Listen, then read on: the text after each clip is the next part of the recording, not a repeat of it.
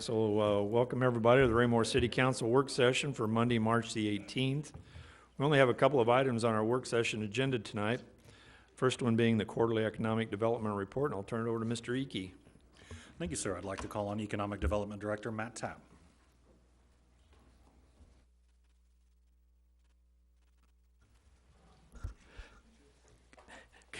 Good evening, Mr. Mayor and members of the City Council. Mr. Eakey, first and foremost, thank you for the opportunity to come before you all tonight to discuss the happenings of the Economic Development Department for the first quarter of 2019, which is still not done yet, but we're going to go and pretend like it's April. So I'm gracious enough to get in front of you all, but hopefully everyone has a copy of the actual quarterly report, and I will also have a PowerPoint presentation that will cover the highlights of the quarterly report. And there is a number of things that are happening, and I'm actually putting together a presentation for Planning and Zoning Commission tomorrow night, and probably the best image analogy would be, you know how I've lost my train of thought. Iceberg. You know, an iceberg is a little tip above the water. That's what everyone sees with economic development, but there's this huge, vast amount of activity. So know that even though you're driving through town, you're not necessarily seeing physical things happening out there. Let me tell you, it is coming, and it's coming in a big way. So I first want to cover some of the bigger projects, the first of which, hopefully the clicker works. Yes. And for those following on the quarterly report, we are on still page 1. This is a massive mixed-use project. So at Interstate 49 or I-49 and North Cass Parkway is what's called Tract 1, which is the north side of North Cass Parkway. And the rough size of that parcel is about 140 acres, which is a very large parcel. And I always tell folks the days of throwing up a Bed Bath & Beyond, a TJ Maxx, and a movie theater and calling retail commercial good is gone. Those days are far behind us. You now have to offer up a mixture of uses that all intertwine with one another, that support one another, where certainly there is retail as a portion of it, but you also got to have the daytime population to support it, as well as the nighttime population. So there you're talking about professional office during the day, and then at nighttime, luxury apartments or apartment dwellers or single-family housing, however you want to frame it, housing around it. So for this particular project on 140 acres, we programmed about 80, 90 acres of it so far.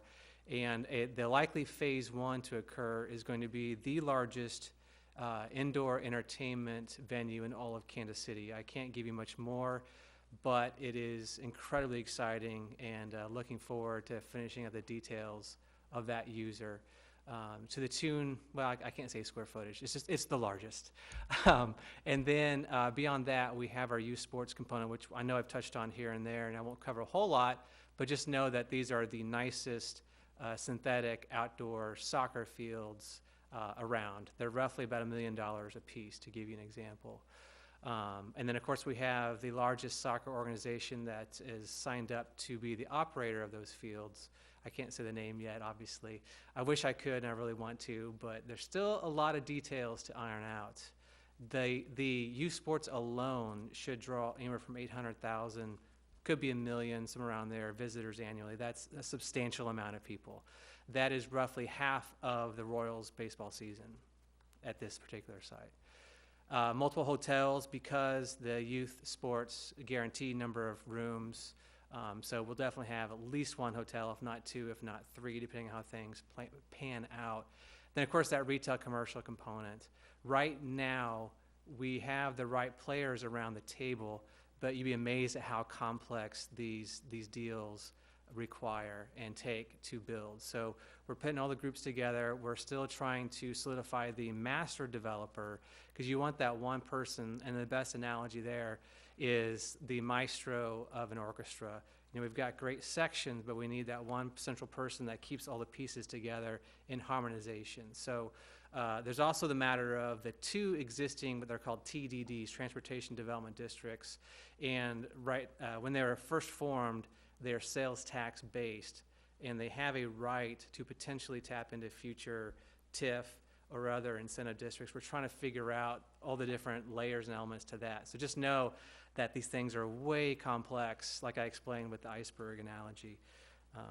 The next slide, I wanted to show you the concept plan, but it's far too confidential. I can't share, but I highlighted in yellow the overall Good Ranch site, the area we're talking about. So again, it is I-49, North Cass Parkway interchange. It's roughly the northeast corner, and we have it programmed about up to just beyond the existing pond or lake, if that gives you bearings set. So that's about 80, 90 acres, give or take. A substantial piece of ground, but you'd be amazed how quickly land gets scarfed up by soccer fields. So we're trying to fully integrate everything, and just know that there's other users I can't explain right now, but we got retail, we got professional office, we got hotels, hospitality, the youth sports, everything is fully intertwined. So super exciting project. My overall goal is to have a TIF commission meeting in 2019 on this project. That is the ultimate goal. We might have to phase it in, but it is a very exciting project.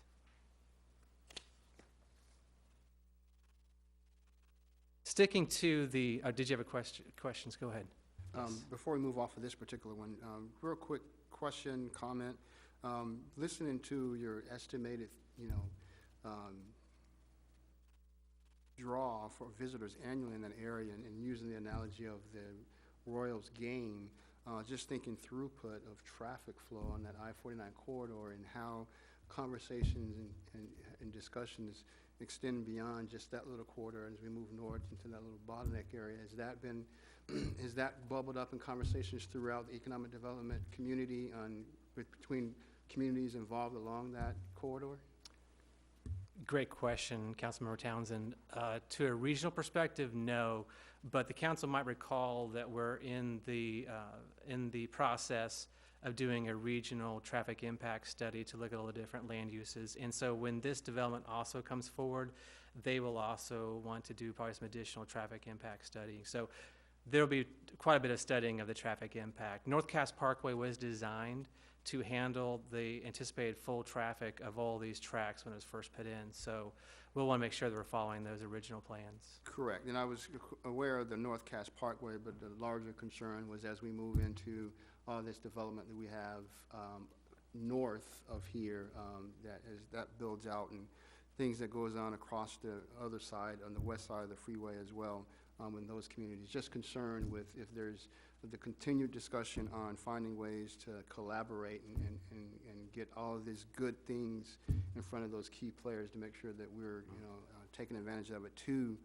address the area concerns with respect to that. Well, I was just going to say, keep in mind too, have you been out 135th Street and all the soccer fields that are out west of I-69?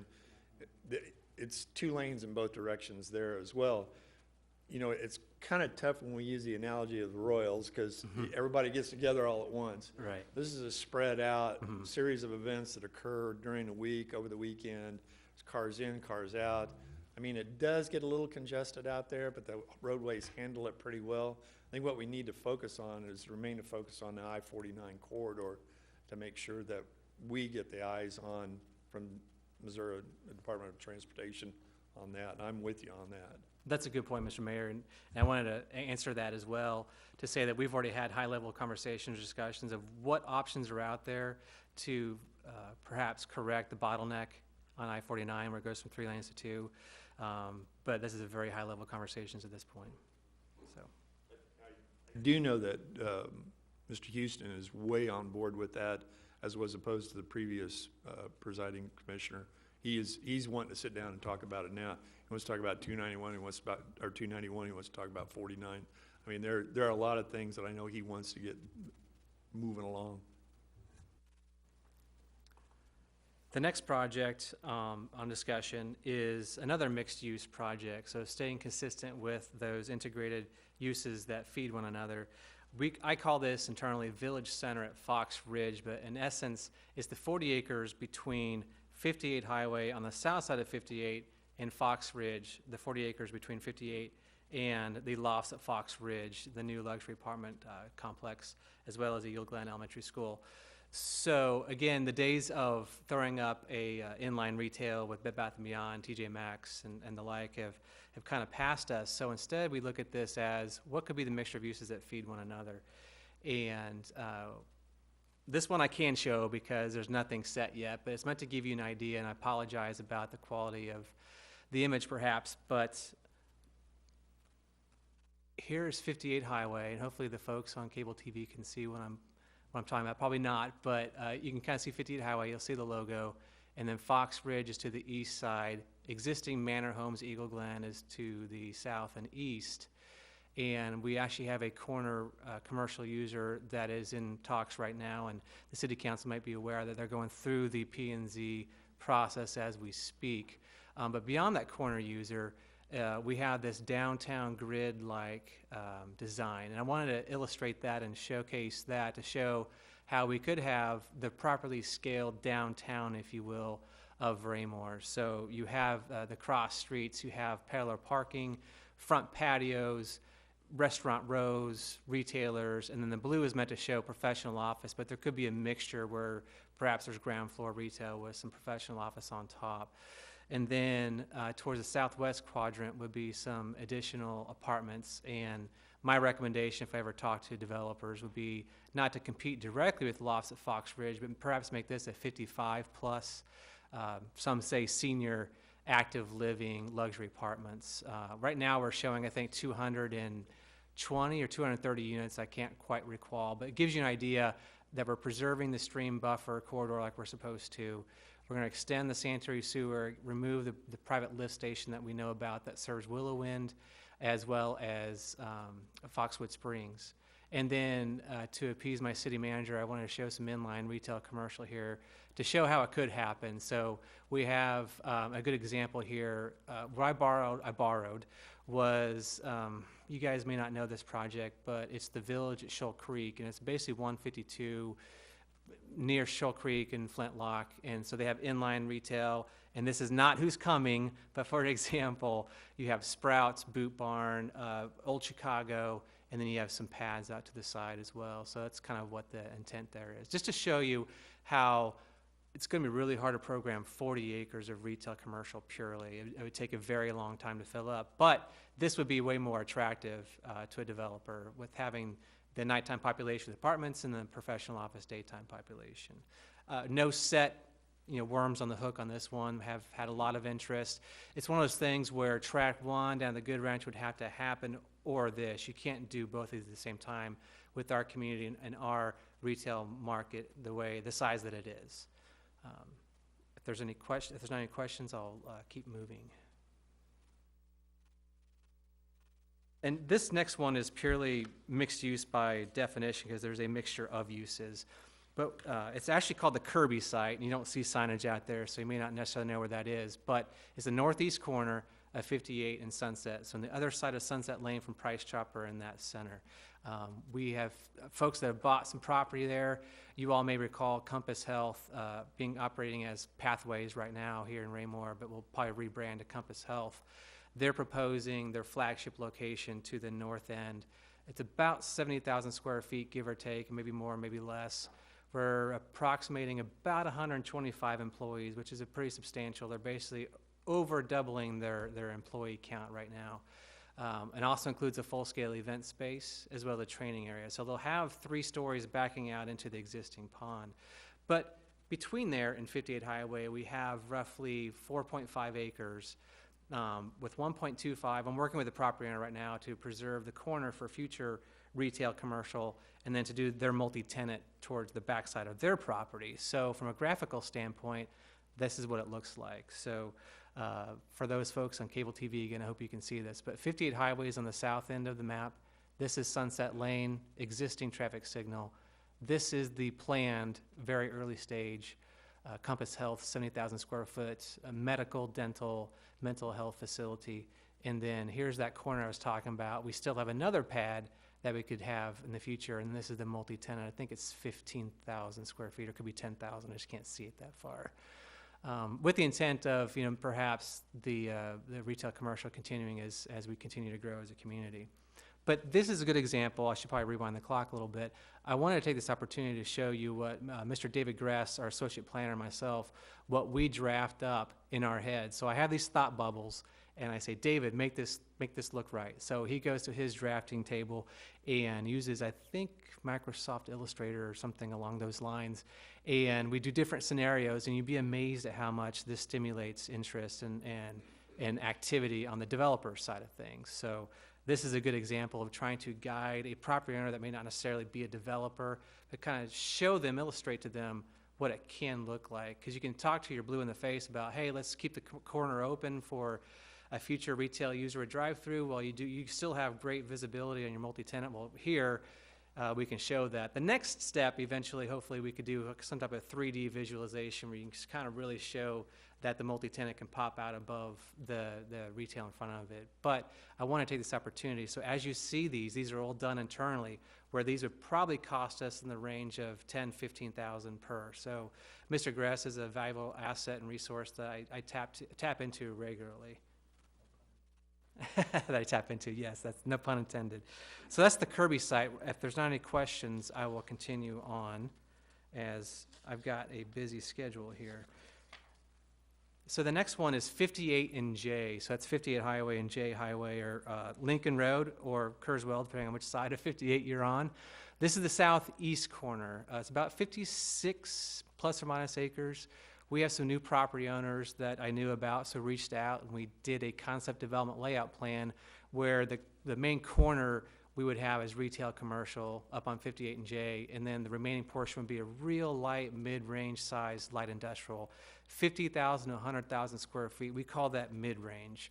You have everything that's small up to 50,000, then there's this mid-range of 50 to 100, then we've got the megas, which are 100, 150 on up to 1 million square feet.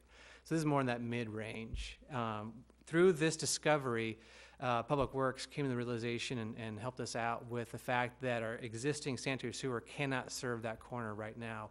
It just can't handle that capacity. So in order to provide enclosed sewer service, you'd have to extend a line clear from Alexander Creek, which is about 5,500 feet to the north and east. So you'd follow the tributary up to Alexander Creek. So to the tune of 700,000 to $1 million, depending on if you hit rock and other considerations as well.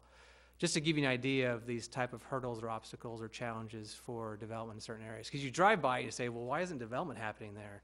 Usually there's a reason why. But the next slide is showing a couple options that David and I put together.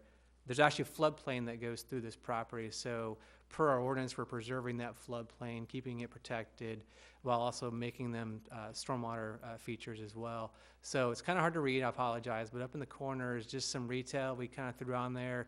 Could be another gas station C-store or some additional multi-tenant. Just meant to show you what it could look like. And then back behind there would be a public road that loops around and serves it. And working with Public Works on the access points to make sure we're keeping the separation from existing and adhering to our codes. So can't really see the buildings again, I apologize, but most of them are 15,000, 30,000. These are bigger, 100,000. So this is option A. The other option you kind of see as I toggle back and forth is we made the buildings towards the southeast a bit smaller, so they're not so large potentially.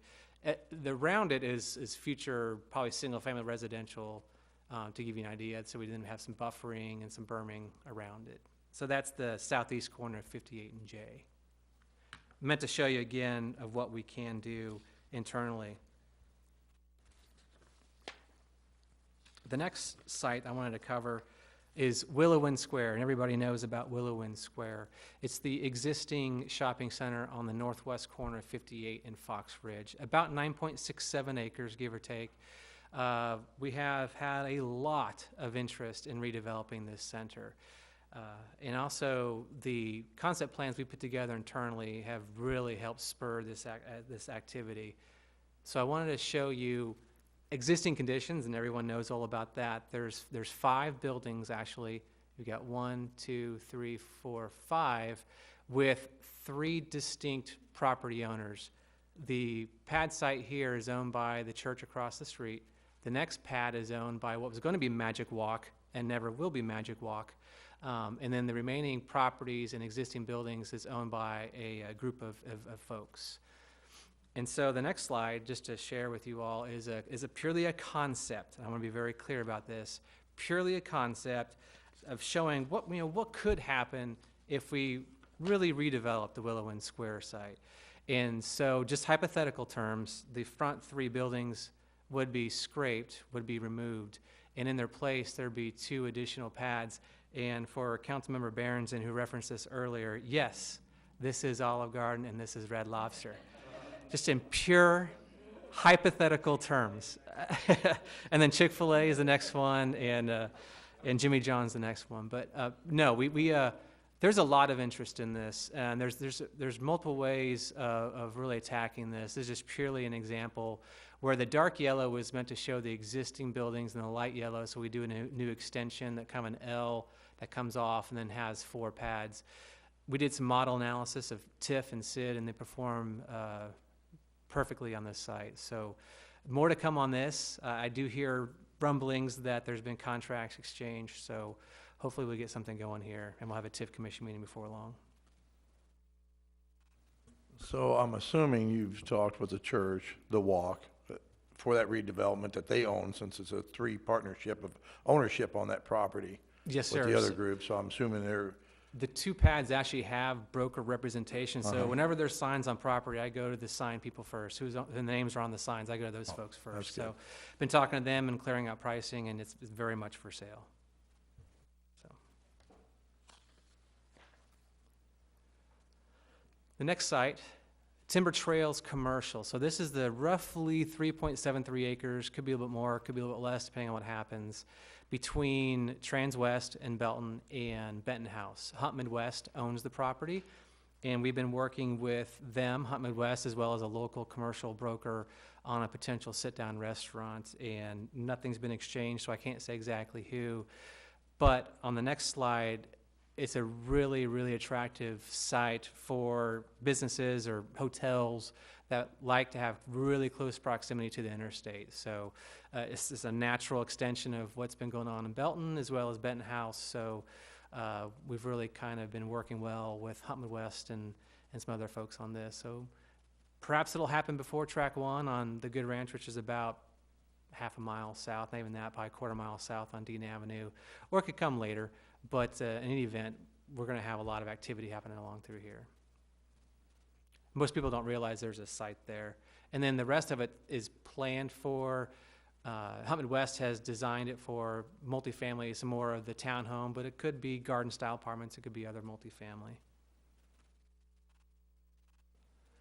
Next on the list is the old Orchlands building, which is 1210 West Foxwood. And the site itself is about 2.995 acres. The building is a little bit over 42,000 square feet. Of that, there's the taller ceiling east portion, and there's a lower ceiling covered outdoor storage of 13, almost 14,000 square feet. Been talking to a couple of folks that would repurpose that building, and some pretty exciting new users there. There's always some additional hurdles that most people don't realize is out there. There's deed restrictions that Walgreens placed. There is also the obligation, the monies that were tied to making the building in Orchland. So there's a lot of things that most folks don't realize as you drive by there, but we are working really hard, being aggressive, calling, emailing a lot of potential users. So hopefully, perhaps if timing is right, this could perhaps be bridged with a TIF or SID on Willow Wind, because it's all kind of one big area, different project areas, mind you, that could all be part of one big redevelopment project. And here's the map illustrating that. So the site is kind of an L shape where it's almost 3 acres. The building's about 42,000, with the east portion being the taller ceiling, which is about 20.5 feet high. Not that I know that, but yeah, it's 24-foot ceilings with 3.5-foot joists on top, the ceiling joists. Yes, sir. Question? The portion out there on the front, I know it's narrow. Is there enough to do any kind of a narrow pad site through there? Something that doesn't take up a lot of square footage, like I'm thinking like a scooter's little kiosk type thing that you drive around, or is that just strictly relegated to parking? Great idea, but because of not being against Walgreens here, but when they carved out that site, they took out more parking, so you really need to keep as much parking as you can. It's already limited to where some national retailers won't even look at this site because parking is so limited, so. Next on the existing stock front is the old filling / service station. I think it's 302 West Pine. And I've been talking to the property / building owner and convinced them to flip it into some retail space. So we're working on that. We had one folks that really looked at it hard for a really exciting coffee shop, but unfortunately that person went back into their career field and didn't want to go off into coffee shop land, which I totally understand. The building's about 3,000 square feet. It is divided with a firewall, so you could have two different spaces. They could relate with one another. So working on the plan B and C, and we'll kind of keep going through the list, and hopefully we can get that building repurposed. It's a great site because we have those new duplexes towards the back. We've got some other activity happening in the area, so it's a really good site. And the map again with the building and the area. It does not include the open parking lot to the east, but I know people are working on trying to resolve that, so we'll see how that goes. So on the professional medical office side, let's talk real quick about the Heritage Professional Park site. And for those that know Raymore well, they'll know what this site is. Recently, the two existing buildings were demolished. And so we went ahead and drafted out a few concepts. So wanted to show that as well, both showing roughly an 11,000 square foot professional office building. But a lot of feedback we got, Mr. Catterett, Mr. Fearborn, a whole lot of folks gave us input that retail commercial doesn't really fit on this site because of limited access. We can't access 58, you can't access Madison, and I completely agree. What does make sense would be some professional office, some single story, dentist or ortho, something along those lines. 11,000 square feet, probably a tad big, I'll be honest with you, but it's meant to show you what we can do with our in-house capabilities. So it kind of shows you how the parking in the building could be situated. Any questions on that?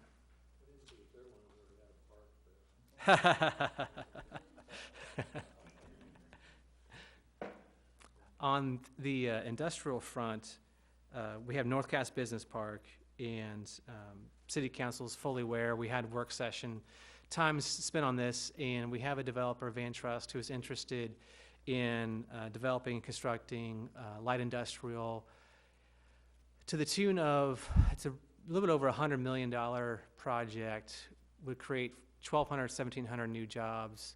It's anywhere from 1.4 to 1.9 million square feet, depending on the layout of the buildings and how things go. Annually, by estimates, working with the Kansas City Area Development Council, it would generate roughly almost $195 million annually in the local economy, which equates to total of Cass County, but that is my estimate of what would likely impact Raymore, which is roughly a 40% capture rate. So direct are those activities directly related to the users on that site. So we've got output sales plus wages, and that's what that number is showing. Indirect are those suppliers. So hypothetical sense, if we had, let's say, an auto manufacturer, there would be some additional suppliers that would feed that service as well.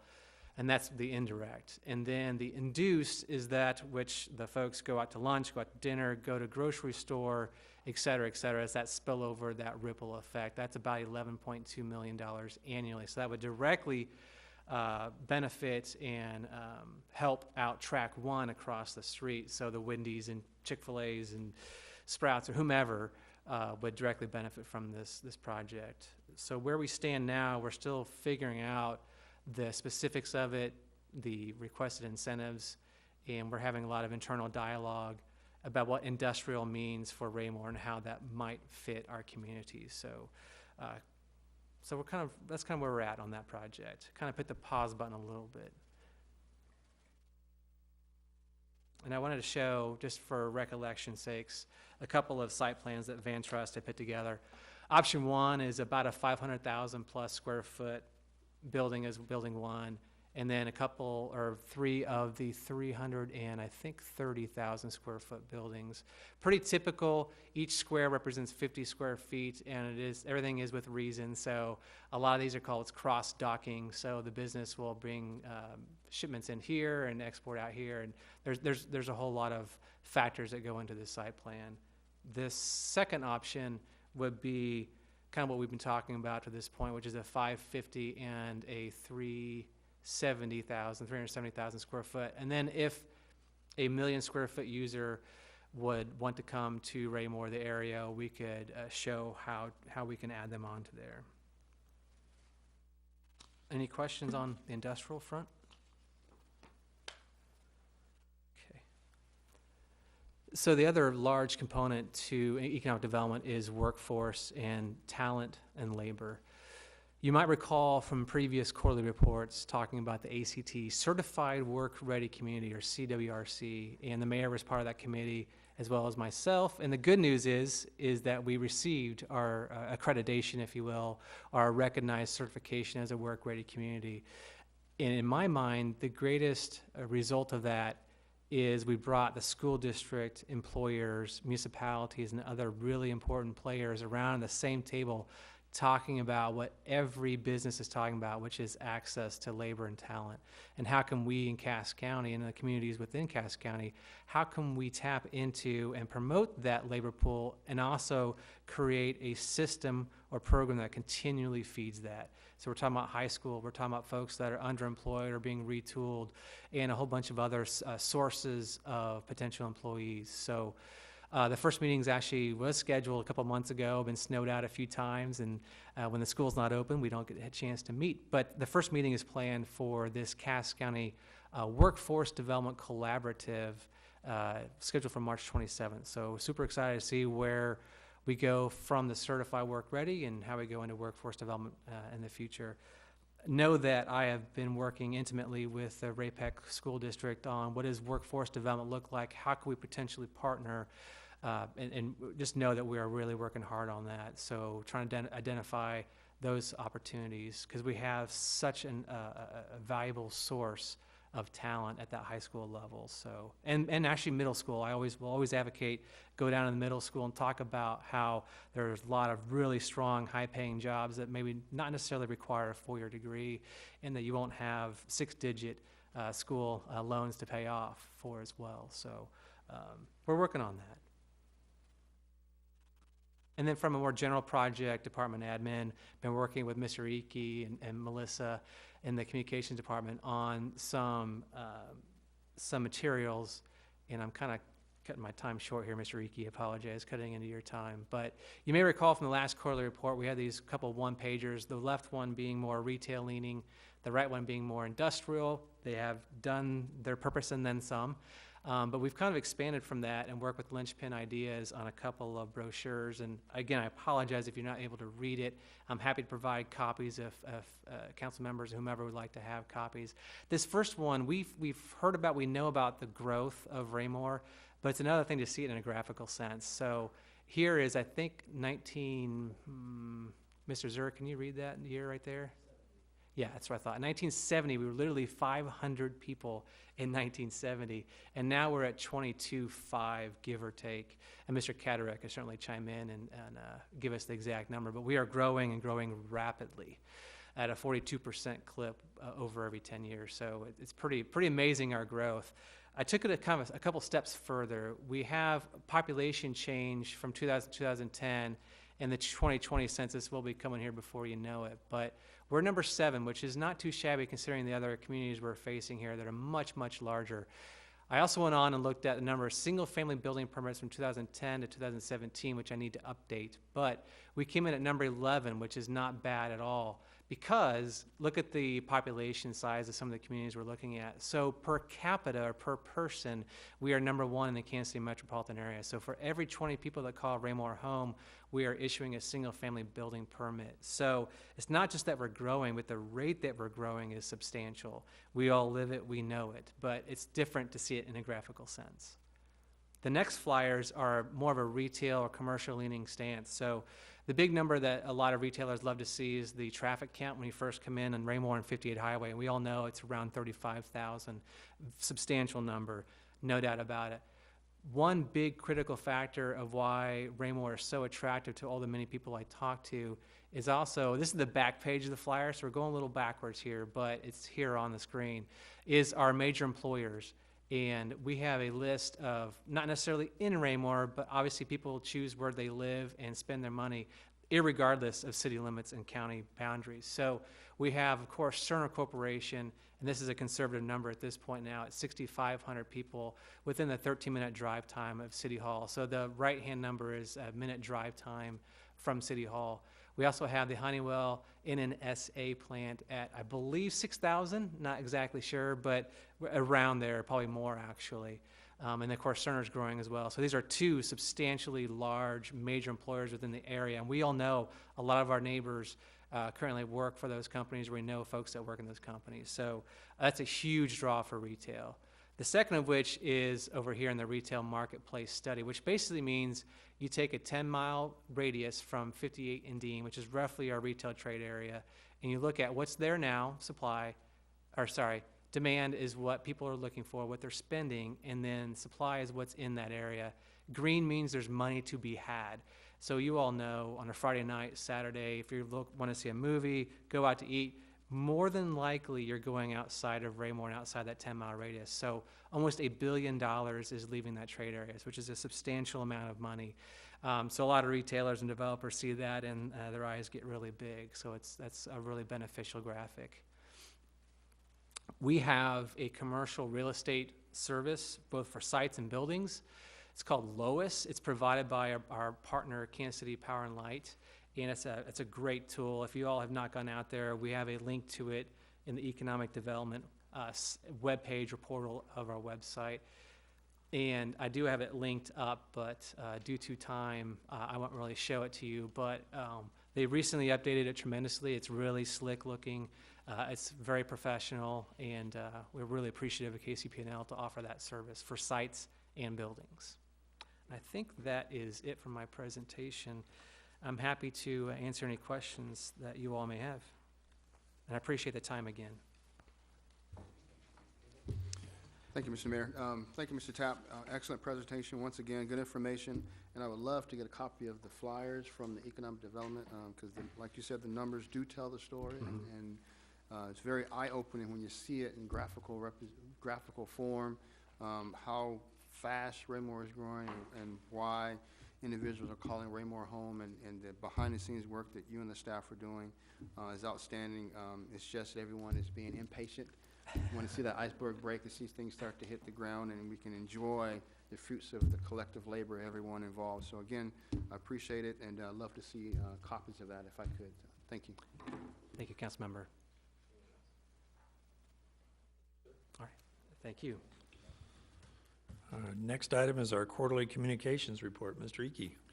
Thank you, sir. I'd like to call on Mrs. Harmer, but as she's getting set up here at the head of the table, one of the items that I did want to bring to the council's attention is we participate in a fairly extensive email marketing program, Constant Contact, and every year we receive evaluation from Constant Contact based on the number of subscribers, number of opens from those emails we send, number of people who actually interact and link to those emails to our website. And what this is kind of building to is when we hired Mrs. Harmer a long time ago, when I was giving her the speech about what we wanted in someone who's going to be a successful communications specialist, I said I really needed someone who wasn't going to just be an employee, but who was going to be a great partner in the communications department. And in that time, especially since January 1, since I've taken on new duties, she truly has been an outstanding partner and has taken over a lot, if not all, of the communications aspect, providing some excellent customer service, excellent social media management, as well as writing press releases and all the other things that I think that this body has come to expect from the communications department. And so that's why I'm really pleased to be able to announce that for the third year in a row, Constant Contact has awarded us the All-Star Award, which out of the hundreds of thousands of individuals that use Constant Contact, only 10% of their users receive this award, and even less than that, around 4%, received that multiple years back to back. And so the city of Raymore has now received that 3 years in a row, and that is due really in large part to a lot of the work and the effort that Mrs. Harmer has put into the communications department to date. The other item I wanted to point out before I completely handed everything over to her was at your place you received a kind of a survey. This was the survey results. The Arts Commission conducted a survey right after the first of the year, knowing that ETC was going to be going out kind of covering a wide range of topics throughout the city. The Arts Commission wanted to dive a little deeper into some of the questions that pertain to the arts, arts programming, as well as some of our public art items. And while I wanted to give you some time to really dig in and read through this, and I'd be happy to answer any questions, there were a couple of items that really stood out to me. And the first one was that first question on the cover page when we asked, to what degree do you or your family members feel it's important for the city of Raymore to incorporate more arts into the community? As it stands right now, roughly 97% of the people who respond to this, and we had about a little over 100 people respond to this survey, 97% said that it was either important or extremely important. To compare that, back in 2016, we conducted a similar survey, asked the exact same question: how important was it? We saw a 13% increase between 2016 and the 2019 survey. And so we're seeing people that find that the arts programming, and the investment that this city council makes in the arts is truly important and something that they are interested in seeing. One of the other questions that we asked was what should be an arts priority for the city? Not terribly surprising, because we have heard this through the community and through some of our community conversations as well as other feedback. They would like to see more free live music opportunities. We're going to see, with the amphitheater coming online, with the opportunity of more live music at Summer Scene as well as at Centerview that we have planned this summer, we'll be able to truly meet that need head on. And it was really interesting that interest in that top arts priority just continues to increase year over year. If you have any questions about the survey, I know we kind of just had it out today, but we were just able to get it pulled together. Arts Commission was able to just take a look at it for the first time last week.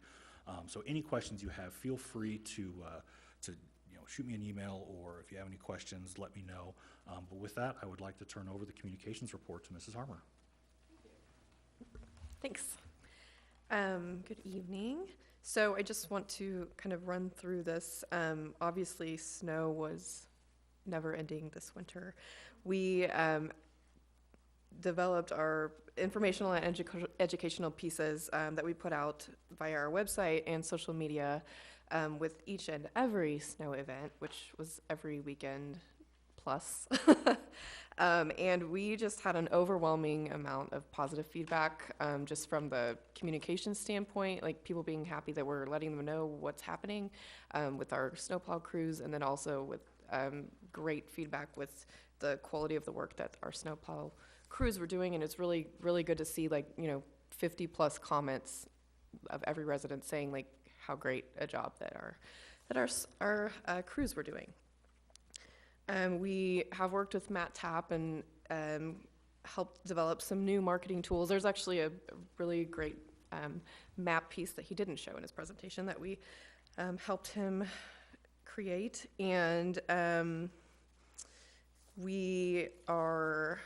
our engagement via social media just continues to grow, and we have more likes, more interactions, more engagements with our users every month, basically on all of our social media accounts. And an interesting thing that I am learning through just contact with other social media managers from other organizations like ours is that a lot of them don't ever engage with any negative comments that are on their Facebook or Twitter accounts. And I think that is amazing because we engage with everything. And usually it's just a little bit of missing information that we can provide that, solves the issue. That's not 100% of the time, but most of the time that's it. So I just, negative comments aren't my favorite thing to deal with all the time, but I do enjoy the opportunity, and I'm glad that we are all about engaging no matter what, just to help clear up an issue or solve some problems.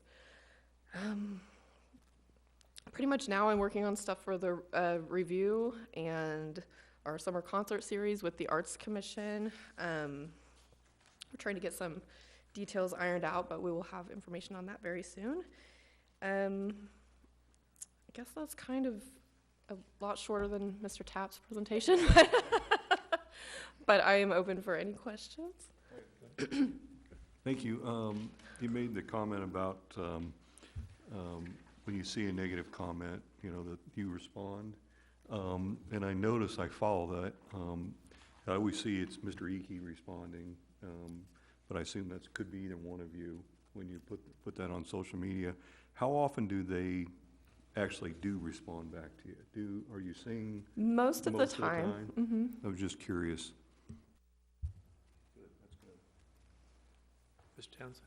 Thank you, Mr. Mayor. And I'll also echo Mr. Barber's comments with regard to following the comments and seeing we see the positive. Two things I'll make a comment on is, yes, doing the Armageddon, Snowmageddon we've had for this past month, and how your staff was able to not only put out information, but also the ride-along vignettes with the snowplow drivers and giving them from their vantage point the concerns they have with getting vehicles off the road, and then it enhances the quality of the snow event that we can able to get out there, but also your ability to kind of calm the waters and add some levity when you reply to some of the negative comments, or just in general, the frustrations we all had with the weather event, but adding some levity to it that kind of calmed the waters and got everybody back into a realization that it's a weather event and there's nothing that really we can do but prepare and react in some aspects. But again, overall, I appreciate the way that you handle the communications that come across in the various mediums and how you reply,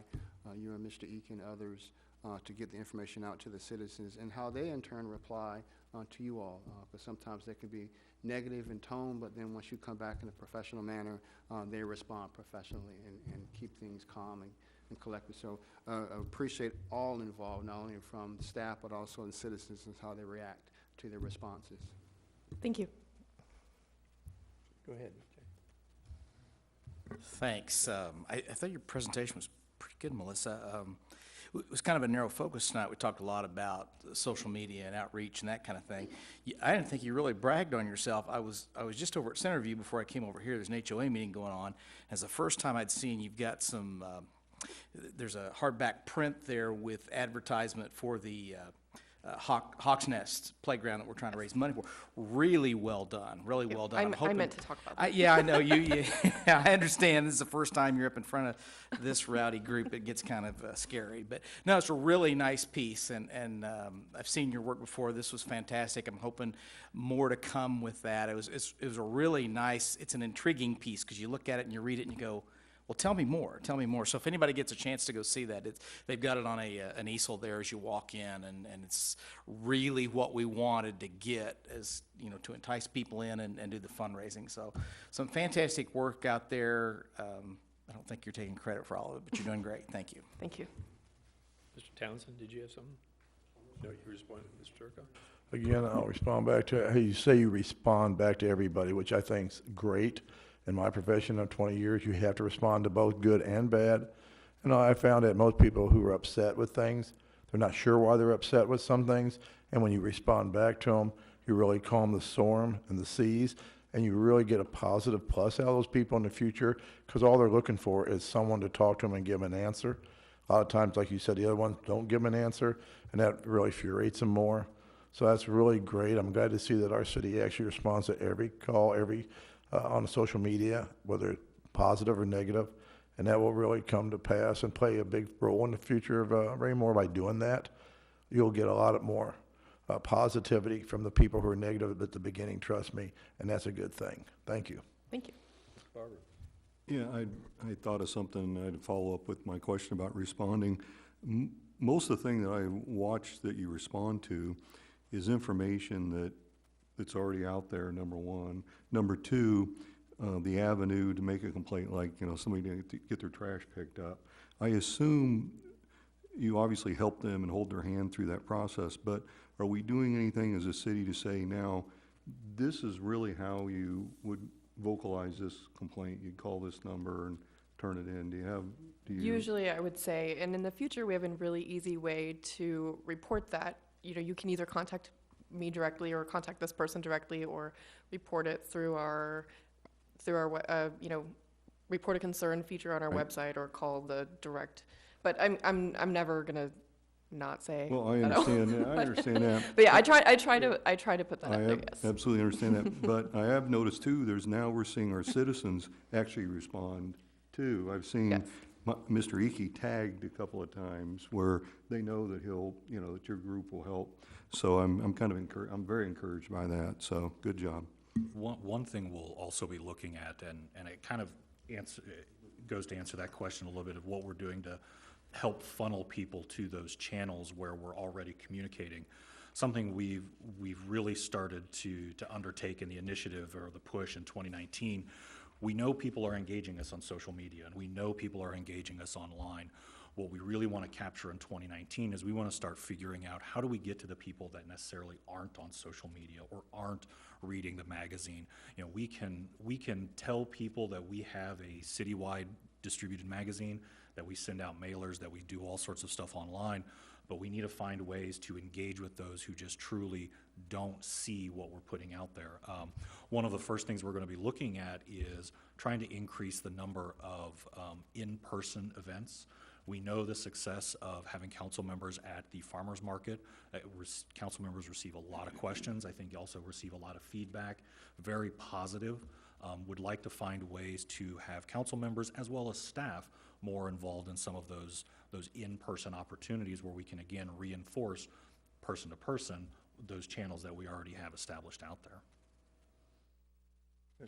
I have a question for Mike or Melissa.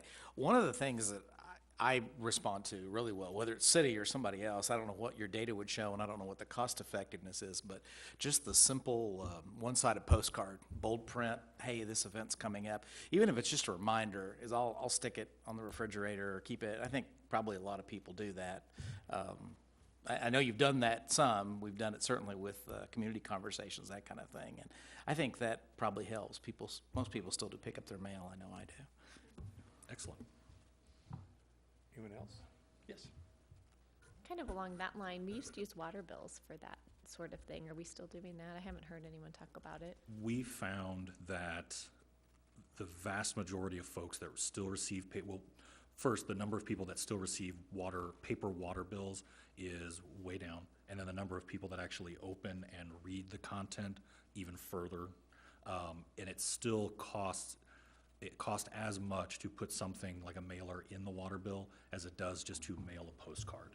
And so if we can, cost effectiveness, we tend to prefer to send that oversized postcard so it stands out by itself. We can put a nice design, something glossy that really stands out among the mail pieces. I know we talked about an electronic information sign. Have we moved forward with that venture yet, or is that something that we've kind of decided not pursue? I can look into that and find out kind of where I we thought are. at one time we talked about it out here at the monument site for our signage, about announcing, especially now that Centerview's here, upcoming events that are taking place, than any of our venues. I didn't know if they were gonna do that down at Hawk Ridge, or if they plan to pursue that at a later time. I know it was one time spoken about. I just hadn't seen any movement forward on that. Oh, okay. Just on the water bill, I never see my paper water bill. I don't even know if I get one. I pay online. But is there a way to direct folks or make announcements as you open up your water bill to pay your water bill online? Would there be a way to direct them or say, make an announcement right there? There wouldn't be any postage involved, or, I don't know how much control we have over that. Do we use a third party for that, or? We do use a third party for the site where someone would make a payment online, and we do have control of that. We've never really explored that, and that would be something that we could look into. Anyone else? Thank you, Melissa. Appreciate it. And that concludes the official portions of our agenda. Is there anything falls under other Not tonight, sir. Mr. Townsend, do you have something? Here's a quick question. On the NLC, the award, just curious to how we fall with respect to, are we a recipient of that TIP strategy? If I'm getting that correct. And I think that was, at the national convention, they were supposed to award or identify the nominees or the recipients of that in DC in this past 13th through the 16th or something like that. Is this the economic development? Yes. Okay. Thank you.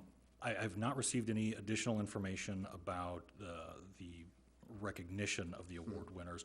We are, City of Raymore, we are a member of the steering committee for the regional kind of Mark-led partnership. And that event will be July 19th. And so we'll be working with Mark and some of the other partners to plan that event. But not necessarily a direct award winner of the... It was, the way the NLC, it was Mark as well as several other cities and Raymore had applied in the region. Mark had applied on behalf of several other cities, and so what the National League of Cities decided was, instead of just one recipient, it was this kind of partnership, and we kind of were brought into that partnership. Yes, Mr. Burke. Thank you, Mr. Mayor. Mr. Icky, since Mr. Fairborn's not here, I can ask you, going around and talking with residents, there are absolutely tremendous numbers of trees that have been damaged, especially last week with the high winds. And have we looked at revisiting some of the pickups as far as trees and a lot of Bartlett pears, basically? But we're looking at large, more than 1 inch diameter limbs, sometimes more than 5-inch diameter limbs. Have we looked at maybe expanding some of our springtime efforts that we did earlier when people were unable to get to parts of their yard because of the snow and the flooding? Because there were parts of my yard that either had an ice rink or a pond, and then it would become an ice rink and then become a pond, and it was impossible to get to it, and I'm able-bodied. We have not, only because we know that March 1st started the yard waste pickup. In a lot of cases, some of those down branches and items would qualify for that pickup as part of regular trash service, but it's certainly something we can look into further. Very good idea. I think we'd overwhelm our yard waste trash pickup if we had to do it all in that fashion. What happened out front here is not going to work for us again now that we've got the parking lot open. But, I mean, we have done it down at the Public Works facility in the past, and that went really well. And I didn't know if there would be a couple of large event days that we could do that at that location. I think that's a great idea to help folks out as a potential dump site for their brush. Bonfire.